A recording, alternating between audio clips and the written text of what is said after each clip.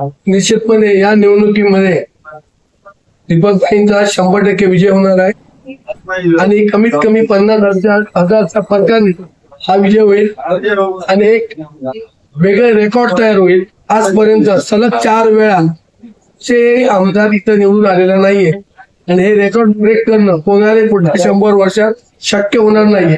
आणि जनतेने तर प्रतिसाद बघितला तर कुठेही जरी गेला, तुम्ही पुढच्या गावात जरी गेला तरी दीपकभाईंच्या दुसरं नाव नाही.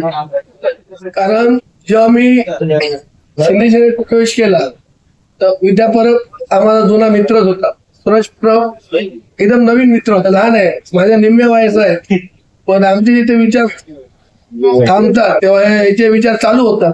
हे मला 15 दिवसात अनुभवायला मिळालं आणि आम्ही तिघांनी प्रामाणिकपणे काम केलं. काही जरी असलं, कुठची गोष्ट असली, एकमेकांना आम्ही सांगितल्याशिवाय केली नाही. माझा 20 वर्षाचा राजकीय अनुभव होता आणि हे आधी याच पक्षात होते, त्याच्यामुळे यांचा सपोर्ट आम्ही चांगल्या प्रकारे सावंतवाडीमध्ये दोडा मार्गात आले, वेंगुर्ल्यात आले, आम्ही तिन्ही तालुक्यात गेलो, पण फक्त 55% सावंतवाडी वोटिंग असल्यामुळे आम्ही इथं जास्त लक्ष दिला. आज तुम्हाला सांगतो कमीत ते 45,000च्या वरती मतं ही भाईंना हे सावंतवाडी तालुक्यात मध्ये. म्हणून मग भाई बोलले या तिन्ही पर्वाने या सावंतवाडी तालुक्यामध्ये एक चांगलं काम आमचं नाव घेतल्याबद्दल आम्ही जे काम केलं त्याचं आमचा चित झाला की भाईंना कळलं की आम्ही चांगलं. ही निवडणूक माझ्यासाठी कठीण नव्हती, कारण हे दोघे स्थानिक नव्हते, त्याच्यामुळे स्थानिक उमेदवारांना इकडची लोक मदत देतात. हा 3 वेळाचा अनुभव होता. हा अनुभव ह्या विषयाला उपयोगी पडणार होता आणि दीपकभाईंनी जी 2,500 कोटीची कामं केली तो एक छाप मतदारांवर होती.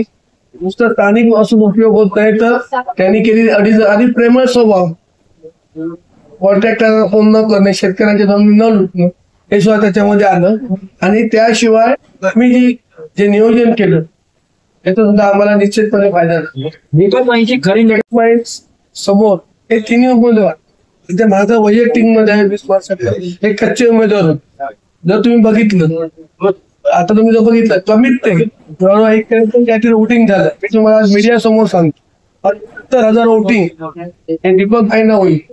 उरलेल्या 75,000 हे 3 भाग जातात आणि त्याच्यामध्ये 30-35 जवळजवळ भाई 35,000 ते 40,000च्या फरकाने किंवा तर मी मग बोललो 50 फरकात तिकडे पण जाते.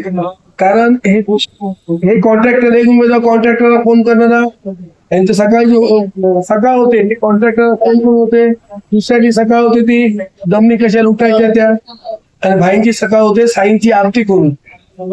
हे सुद्धा जनतेसमोर चित्र होत.